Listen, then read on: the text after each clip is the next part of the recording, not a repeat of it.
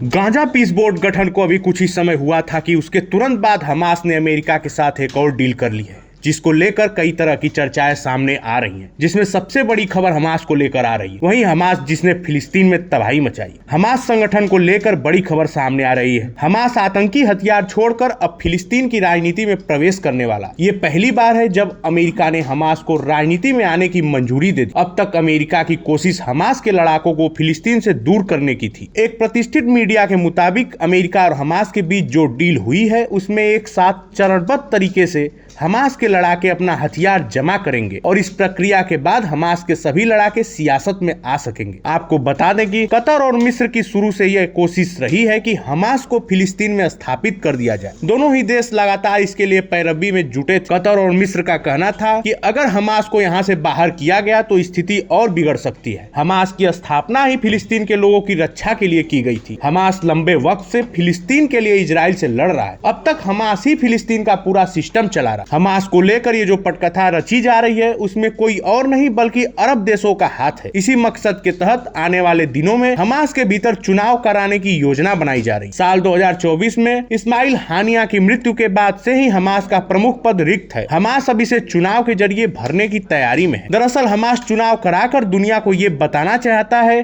कि जनता के बीच अभी भी उसकी पकड़ उतनी ही मजबूत है जितनी पहले थी। अरब की मीडिया के मुताबिक अल हया को हमास का नया प्रमुख चुना जा सकता है। हमास से समझौता कराने में हया ही सबसे आगे थे। आपकी जानकारी के लिए बता दें कि इजराइल डिफेंस फोर्स के मुताबिक वर्तमान में हमास के पास लगभग 6000 रॉकेट है। इसके अलावा हमास के लड़ाकों के पास एंटी टैंक मिसाइल, ग्रेनेड और IED जैसे हथियार भी मौजूद है। हमास के लड़ाके हमले के लिए ड्रोन का भी इस्तेमाल करते हैं। इन सब के अलावा हमास के लगभग हर लड़ाके के पास AK-47 जैसी खतरनाक राइफलें भी हैं। प्राप्त जानकारी के अनुसार इस समय हमास के पास लगभग 30,000 लड़ाके हैं, जो गाजा और वेस्ट बैंक के अलावा हमास के कार्यालय तुर्की और कतर में भी स्थित है। इस खबर को लेकर आपकी क्या राय है, हमें कमेंट बॉक्स में जरूर शेयर करें।